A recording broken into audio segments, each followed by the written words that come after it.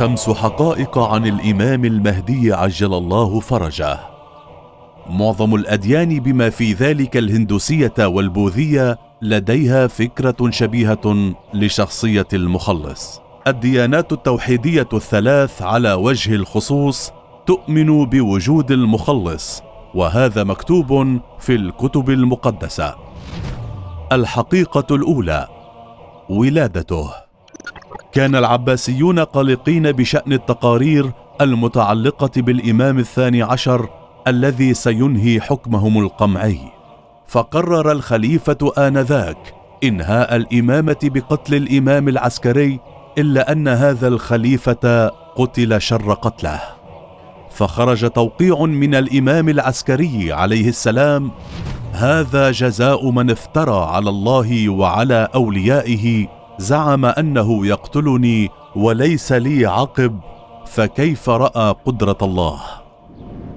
عندما ولد ابنه محمد المهدي سنة 255 للهجرة، أبقى الإمام العسكري الأمر سرا إلا عن الخواص والمقربين كوسيلة للتحقق من ولادته ووجوده. الحقيقة الثانية: الغيبة الصغرى. بعد وفاة والده تسلم الإمام المهدي مقاليد الإمامة في سن 5 من عمره عام 260 للهجرة، وبسبب الخطر المحدق بقي الإمام المهدي بعيدا عن الأنظار قرابة 70 عاما، وسميت هذه الفترة بالغيبة الصغرى. في الغيبة الصغرى كان الإمام يتواصل مع الناس من خلال 4 سفراء، وهم عثمان بن سعيد العمري، محمد بن عثمان العمري، الحسين بن روح النوبختي، وعلي بن محمد السماري. كان السفراء يشكلون حلقة الاتصال بين الإمام المهدي وبين شيعته في مختلف الأقطار، فكانوا يحملون إليه رسائل شيعته ومحبيه وأسئلتهم، ثم يأتون إليهم بالجواب. الحقيقة الثالثة: الغيبة الكبرى.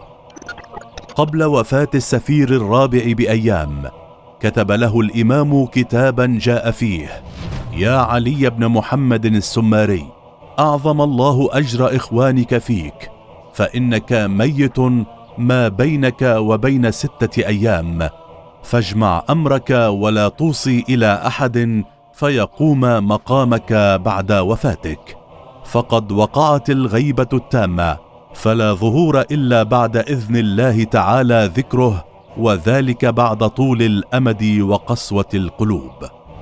إذن فالغيبة الكبرى بدأت عند وفاة السفير الرابع عام 329 للهجرة، وهي ممتدة إلى يومنا هذا، إلى أن يأذن الله تعالى له بالظهور.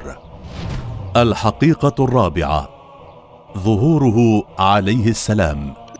عندما يعود الإمام المهدي سيبدو في منتصف العمر مهيبا تقيا ومتألقا كالنجم. ستكون معركته ضد جميع أشكال التحيز مثل العنصرية والظلم وغيرها. تذكر الروايات أنه سيكون هناك عدد من العلامات التي من الممكن أن تحدث تبشيرا بظهوره المبارك، كانتشار الشر في جميع أنحاء العالم، موت الكثير بسبب الأوبئة والحروب، غلبة الجهل على المعرفة وانحطاط الدين. هناك أيضا بعض العلامات الحتمية كخروج السفياني، خروج اليماني، قتل النفس الزكية، الخسف بالبيداء، والصيحة في السماء. الحقيقة الخامسة: حكومته عليه السلام. عند ظهوره المبارك سينتفض ضد أنظمة الظلم والفساد، سيشرع بالظهور من الكعبة، ويلتف حوله أصحابه 313، ثم ينضم إليه 10,000 آخرون.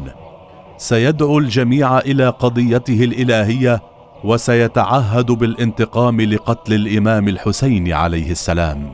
سيؤسس مقره الرئيسي في الكوفة، سيحارب الظلم وينشر الإسلام ويعم السلام، كما قال رسول الله صلى الله عليه وآله: سيملأ الأرض قسطا وعدلا كما ملئت ظلما وجورا.